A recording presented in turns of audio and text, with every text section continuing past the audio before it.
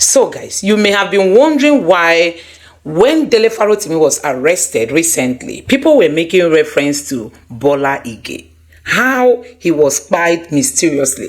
Until today, those who spied him have not been identified. Neither has any punishment been given to people responsible. After all, you first identify before you begin to give punishment. That's to tell you the rot of the system we are in, A system that does not allow for criticism. They don't want you to talk about their mistakes, their ills, their desperation. They don't want you to say anything ill about them. They just want you to just hail them upon all the blunders that they keep committing.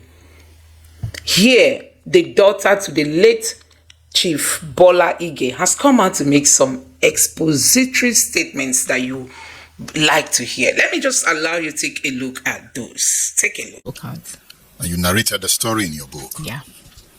How you came to the house and made everywhere quiet. Yeah. What happened that day? That day was the day. It was a Sunday. I'll never forget. My birthday is on the 22nd of December. And every year, I write to my parents to thank them. I give them a gift every year. So that 22nd, I'd written a letter to my parents and a card to appreciate them. And then I sent food to them. So the 23rd morning, my dad had gone to Holy Communion. My parents prefer going to Holy Communion. My father grew up as a Catholic, so he likes Mass. He likes anything that is Holy Communion. He doesn't like Matins as much as he loves the Eucharist. So, and he likes to go to church very early. So he had gone to church very early that Sunday morning. He had gone to Holy Communion service at St. Anne's. And then he called me. His older brother had been ill. He was ill in hospital in Lagos. He has his own family. This my dad's brother, my uncle. You're talking about George Ige. George Ige. Bola Ige was the middle boy. My father was the middle. George Ige was the oldest boy. Dele Ige was the youngest boy. They have two sisters. One who, the first child, and the one before my dad. There's one between George and my dad. And she's a lady. But the three men were the more prominent ones. So my dad was the middle of the three boys, the three men. And so he called me and he prayed for me like 40 minutes. From sure, thank you so much. You made me so happy. You make me so proud. I pray your children too will make you happy and make you proud, blah, blah, blah. That I have decided to go to Lagos to go and pick my brother and bring him to hospital in Ibadan. I'm like, Daddy, this man is 70 something. He has grown-up children. His first child is a professor. Why would you go and pick him from Lagos and bring him to Ibadan? I said, most of his children are out of the country. His only son, my cousin Akinge, who actually lives near here, is in Ibadan. So he just thought he and Uncle Dele are in Ibadan. And, so they'll bring him, UCH is on strike, so they'll bring him to Oluyoro Catholic Hospital. So he said he was going to Lagos. So I said, okay. The next day, Christmas Eve, they were supposed to go to SRK. And that 23rd, was my church, All Saints Jericho's carol service. And my dad really loves my church, especially the choir and the carol service. So he said, I'm going to come to the carol service. As soon as I get back from Lagos, I'll come to the carol service. So I'd gone to see my mom on that 23rd. My dad hadn't come back from Lagos. When we were going to carol service, I stopped by because my parents also live in Bodija. I also live in Bodija. By the time I was going to the carol service, my dad hadn't come. And so my mom was like, okay, I'll wait for him so that both of us will come together. Throughout the carol service, I was looking out. If I see somebody come in, I'll think maybe it was my dad. So throughout the service, my dad didn't come. So I thought, it's unlike my dad. My dad is the kind of person, if he gives a promise, especially to his children, he will try and fulfill that promise. So when I got back I went to my dad's house. And I got to my dad's house with my two kids. My husband didn't go. That was on the 23rd of December 2001. December 2001, about 8 p.m. Just after 8 p.m. So when we got to the house in Bodija, my dad's driver and the policeman and the security detail, they were outside. And the driver was even playing with my daughter. My daughter was like, no, don't play with me because I've trained my children, Nobody will just be touching my daughter's cheek and say, fine girl, you are my wife or you are my girlfriend. No, don't even play with me. So my daughter was not, so I just went straight up. The whole house, there was an eerie silence. Very odd. So my children were like, Grandma, Grandma. So my son went to the study. I thought my mom was there because in the study there's a bathroom. My mom wasn't there. Grandma, on my dad's side, there are two wings of the house. My mom has one side, my dad has one side. Grandma. Then I heard my mom's voice faintly say, yes. So on my mom's door, the key was outside. So my son was the one who actually opened the door and found that it was locked. So he just undid the key. As he undid the key, Muiwa just leapt out. I said, Daddy, I heard a shot. I'm like, what? Because I didn't even go to my dad's side. I was going to my mom's side first and then going to my dad's. Muiwa just ran out. So they were locked in by the assassins. The assassins locked my mom, Muiwa's wife, my uncle's wife, who my dad had gone to drop in Catholic Hospital Oluyoro, locked them in my mom's room and went to go and kill my dad. So Muiwa said he heard a shot. He heard shots. I'm like, shot? So anyway, Muiwa ran. And anybody that knows Muiwa knows that Muiwa is fitter than me. He flew. And then I just saw my dad's body on the floor. He was wearing white brocade, Buban Shokoto.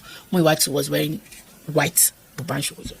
Muiwa, then there was, a gunshot wound to his heart. Muiwa was now doing CPR. So he stuffed the place and he was doing CPR, put his mouth and was doing do the CPR, blah, blah, stop one, breathe into his mouth. I just broke down. He said, then I think the houseboy, the steward now came and I started crying. He said, Sister, don't cry. The steward now said, oh yeah, carry him. Helped carry my dad. He just took the car from the key from the driver, or maybe he had his own car, I don't even know. He just took one car. So I followed him. By the time I got to housing corporation roundabout, my father lives just off a day. My brother was going at a speed that there was no way that I could match. So he had taken the body. So he had gone. So I now went home because my husband was like, this is the third time you are going to your father's house because I'm very close to my parents. So he decided that he's going to watch TV. So he was watching TV. And then I just came in and I said, Bero, my dad has been shot. I feel my dad has been killed. He said, are you crazy? I said, did I lie like that yesterday? I said, somebody just shot my dad. He says, okay, so what are you doing here? I said, I came home to take my ATM card and whatever I have so that if they need money in the hospital. So he said, okay, where is he? I said, we was taking him to Oluyoro. So my husband is Miro. He now got into the car. And then as we were going towards Oluyoro, we got to this, from my house, we're about to turn into Awolowo. Then he said, where are the kids? I'm like, which kids? He said, our kids. I totally forgot I took kids to my parents' house. So he said, you know what? I'll take you. Where's mom? I said, mom is in the house with the kids. So he said, okay, I'll go and drop you in the house with the kids. By the time I got to the house with the kids, my mom was on the floor. My children were on the floor outside. And my mom was like, I can't believe it. I can't believe they shot my husband. I can't believe they killed my husband. My children were too, but I can't believe they killed my grandpa. I just got there. So my husband just dropped me. He didn't stop. I said, just go and meet me in the hospital. I just got down. I said, Mom, we get up now. Get up. I said, what? Don't let me get up. I will enter this ground. I said, you will not enter this ground. Mommy said, hey, Bola is alive. I said, he's alive. Oh yeah, Mommy, get up. Be sitting on the floor inside the sand. He's okay. He's okay. He said, yes. I said, he's okay. You saw him? I said, yes. Me that I didn't even reach the hospital. I said, I saw him. I said, oh yeah, Kayode. I also did get up. Oh yeah, hold grandma. So I held my sister-in-law, Muiwa's wife. She had curled into the generator room. We didn't even know that was where she was, or the security. She had curled like this, like a fetus. She was just shaking. So I went. I said, oh yeah, get up. So Auntie, did they kill Daddy? I said, no, get up. So I persuaded them. We all went inside. And then a few minutes later, maybe like 30 minutes, 40 minutes, Muiwa came. His whole body, so it was drenched. My uncle was in one room. He had prostate cancer and he actually died the day after my father's funeral in Oluyoro. My dad's dead, but the nurses that were there, my dad had come, giving them money. This is for Christmas. I'm going to SRK. Tomorrow, when I'm coming on Boxing Day, I'm going to be here. So they all still had the Christmas money my dad had given them when they brought my dad's corpse inside. So they were so shocked. He had been there earlier. He had been there like 2 hours before. When he brought his elder brother. When he brought his elder brother for admission. And then my husband had gone to tell his younger brother that my dad had been shot. So my husband went to pick my Uncle Dele. So as Uncle Dele got there, he fainted. So there were 3 Ige brothers, the dead one, the dying one, and the fainted one. And one of the nurses, my uncle didn't know what was happening. And they said, I think they brought a VIP because there's so much commotion going on. So when he realized that this is the older brother of the person that died, he just said, I think it is Bola.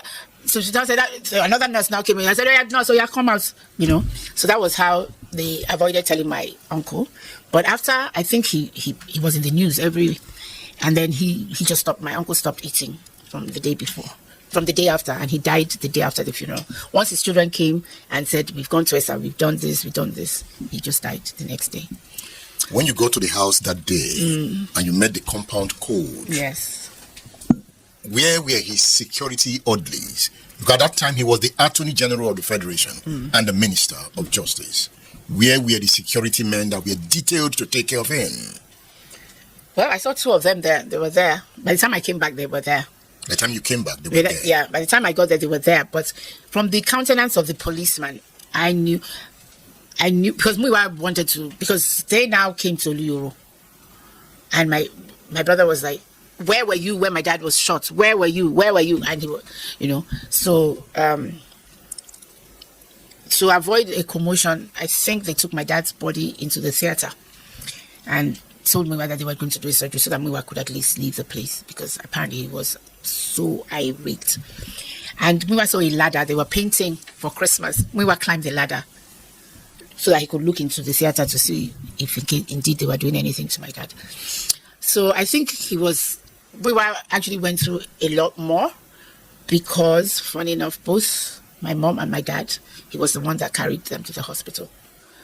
And so it's actually had more damaging effects on him psychologically. And he was, so he went with my dad to Lagos, and he knew that my dad, the excuse they gave was that my dad told them to go and eat. Now there was food in the house. There were cooks in the house, and they were still going to take my auntie to her son's house in Oluyole Estate. So Muiwa claimed, he was in the car, that my dad never told them to go out to go and eat. But obviously they knew they were going to come and kill my dad. So I was the unknown factor, because if I did not come in, they would have been like the heroes and said, we just came and met him. And by the time, we now discovered that by the time I came, they had actually seen my dad's dead body on the floor. They had seen it? They had seen and it. And pretended that they didn't see. So the point is that when the assassins came, Bola Ige's security men were not around. They said they were not around. They had locked my brother up, so nobody knew if indeed they were there, and they let those ones go in and do their work. But the excuse they gave was that they were not there. That's the excuse. All of them? All of them. And then 64 rounds of ammunition was locked up inside a cupboard. Who locked it up? The security detail. So they were not armed when they left? They were not armed when they left. They were not armed at any time. They did not plan to be armed. They had disarmed themselves. The security detail was actually promoted. He worked in the presidency after my dad was. We are talking about the Attorney General of the Federation. Yeah. At the time. At the time, yeah. Yeah. Muiwa was there when the assassins came. Yeah, Muiwa was there when. How many of them came in? I don't know. But Muiwa said he recognized, because during the court proceedings, he actually recognized one of them, who was not locked up, and he identified the person. But like now, the states themselves, they proclaimed a nolli prosecute, that there was nothing to prosecute, so they left them. Everybody's free. Nobody's been jailed or anything for Bola Ige's murder. Your mom wanted to see justice. My mom wanted to see justice because she's a judge, and I'm a lawyer, and so it's a criminal matter. So it's the state versus the defendants. We, as his children, could only give the supports that we thought the government needed, and that was to give our testimony. So my brother was giving his testimony, and my mom would follow us to court. And then the main prosecution witness, who was the security guard in my father's house, he was put in the next door cell or something to the people who did it. And they must have told him they were going to kill his parents or something. So when he went to court, he denied everything that he said. My mom died the next morning. Your mom could not take it? My mom just said, I can't believe it that this justice system that she and her husband worked for, my dad as a lawyer, she as a judge, that when Sugarba's case was on in Maiduguri, my dad, and they wanted to excommunicate him, saying that he's not a Nigerian, that he's a foreigner, but and her eye. And she too just died. She too died on a Thursday morning, April the 10th, 2003. Yeah. So that was the most devastating thing for Muiwa and I. Muiwa was just like, how? We just lost our dad. We just did the 1 year anniversary. They now killed our mom. As far as it's concerned, these are two people. They've got blood on their hands. Why am I even saying amen to that? They are saying we have become orphans. That do I know what that means? I said, okay, what are we going to do now? They are both dead now. So he was like, no, he's not accepting it. He can't even accept my dad's own. He's not accepting my mom's own. So it was very, very traumatic because, now with hindsight, I'm the only one that turned 40 with my parents alive. By the time my dad died the day after I turned 41. My brother died 6 weeks to his 31st birthday. I was only 33 when my parents died. So it's been tough on him more than me. So when the principal witness recounted, mom knew it was over? My mom knew it was over. And the principal witness was the gate man of the house? It was our own private security. It was not the one by the government. And so he's the one that Bola Ige employed? Yes.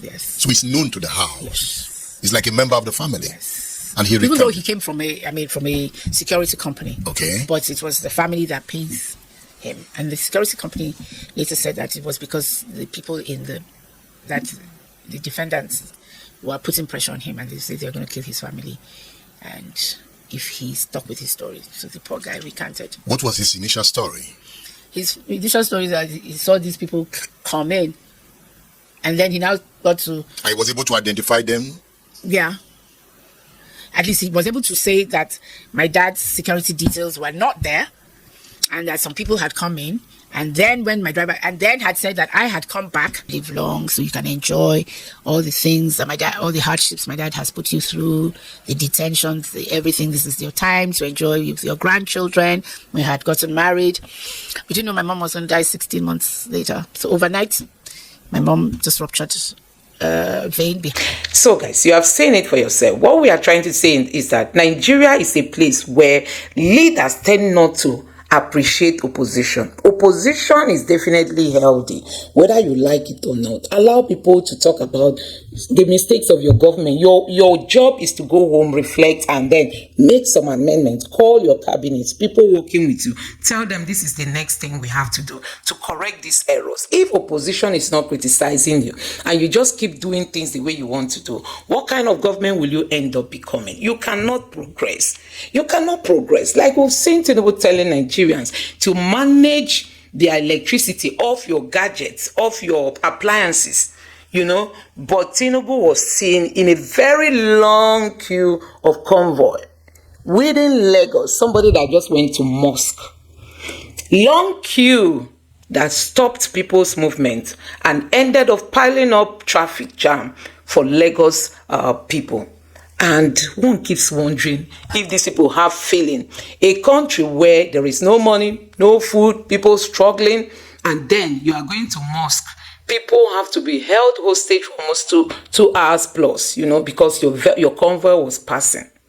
And when you talk, they will tell you, why should you talk? So we are running a kind of authoritarian kind of leadership in Nigeria. And these are things we shouldn't allow. These are things we shouldn't just allow them to keep doing, because Nigeria can be better than what it is today, honestly. And it is in your hand and in my hand to make sure that Nigeria works tomorrow, and to make sure that this democracy that people, gave up their lives for, that this democracy is not trampled upon by desperate politicians who think that politics is the only way to survive, who think that if they leave politics, they may just buy the next moment because they cannot survive in doing business as independent people.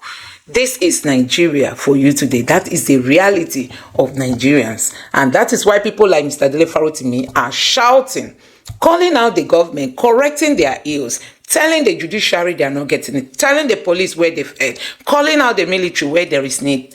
And instead of them to praise this same person, they are going after him that he's making all kinds of allegations.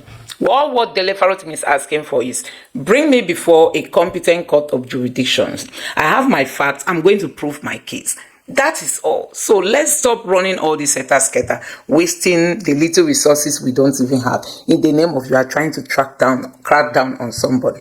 So guys, let me know what you think about this in the comment section below. Please don't forget to subscribe to the channel, turn on the notification bell. Please give this video a like so that YouTube can recommend it to others, and drop your thoughts in the comment section below. Thank you.